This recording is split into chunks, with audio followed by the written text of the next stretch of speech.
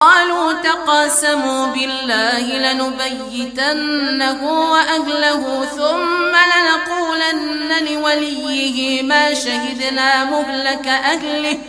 ثم لنقولن لوليه ما شهدنا مهلك أهله وإنا لصادقون ومكروا مكرا ومكرنا مكرا وهم لا يشعرون فانظر كيف كان عاقبة مكرهم إنا دمرناهم وقومهم أجمعين